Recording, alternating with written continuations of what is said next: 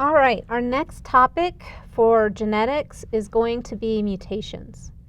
So in terms of mutations, we're talking about changing the DNA sequence of a particular organism's genome. In this case, because this is microbiology class, we're going to talk about mutations in terms of the prokaryotic or the bacterial genome. But no, with eukaryotic cells, you can also have these same types of mutations that come up. All right? For the most part, bacteria have a bit higher of a mutation rate than humans do. And part of that is what allows bacteria to evolve and adapt to their environment. Because their genetic material is changing, some of those changes can actually be favorable changes for them. Some of them can be detrimental.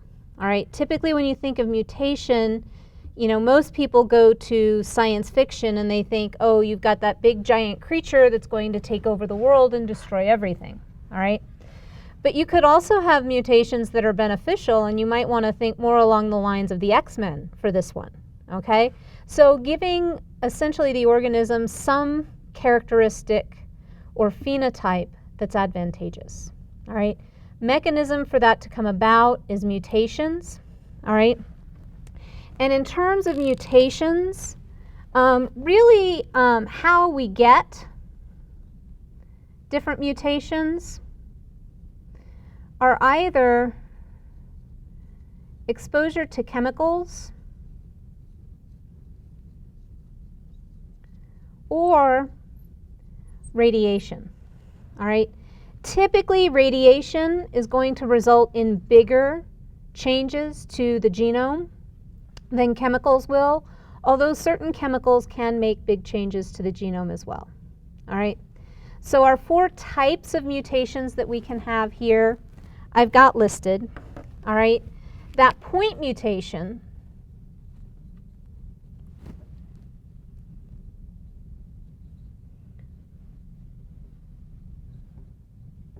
you end up changing a single base pair. All right?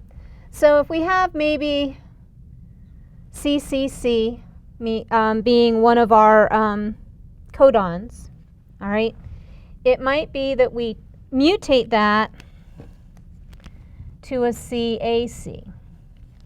All right? So in terms of that, there's one base pair that's different. All right? Sometimes you result in a change to the amino acid that's specified in that region. Sometimes you don't.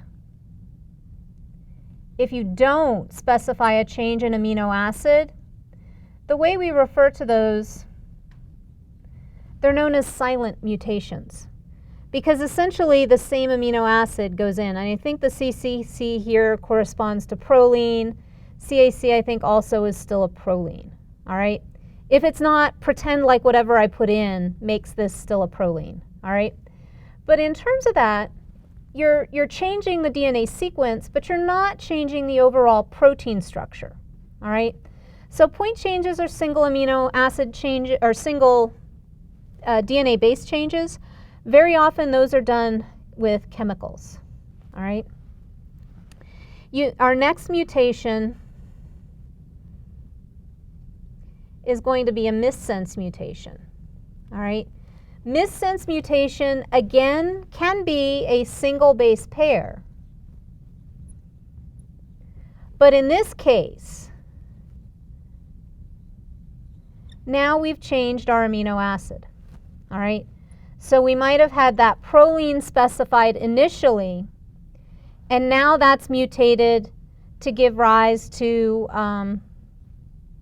say, a threonine. All right? A different amino acid. Don't worry about what amino acid the mutation results in having happened. I want you to understand a missense mutation means you're changing out an amino acid. All right? So you potentially are not making the same protein. Sometimes that can be detrimental. Sometimes it doesn't have any impact. It depends on what the change is in the amino acid. All right? So we've got point mutation, missense mutation. we've got a nonsense mutation, all right? And the nonsense, I have a little easier time remembering because it's called nonsense, meaning you're giving rise to something essentially that doesn't make sense, all right? So in this case, your mutation or your change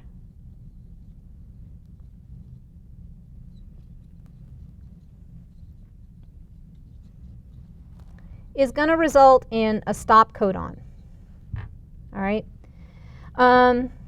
So we might have something like a UAC that's mutated to a UAA, all right? The UAA indicates stop. That stop codon then essentially means the protein stops being made, okay? So this results typically in a truncated protein or a short protein, all right? Point mutation, missense mutation, nonsense mutation. I didn't leave myself enough boardroom to talk about the frame shift, so I'm going to erase the point mutation up here, all right? Don't freak out. You can always rewind the video to see the point mutation again. All right, our frame shift mutation now, this is going to be a bigger mutation.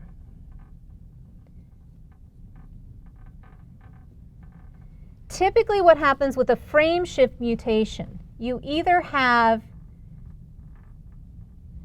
the insertion or deletion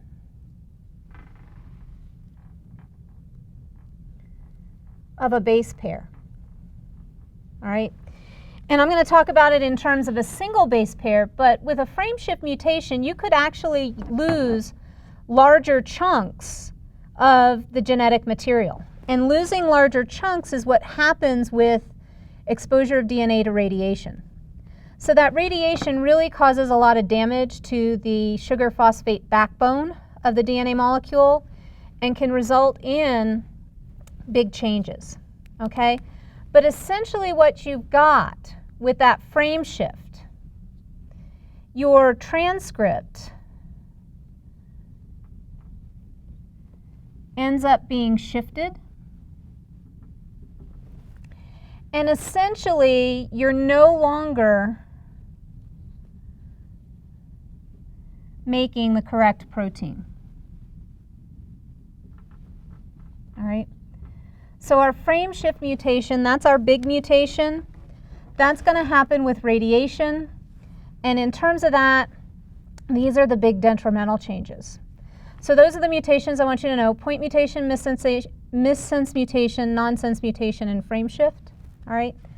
If you have any questions,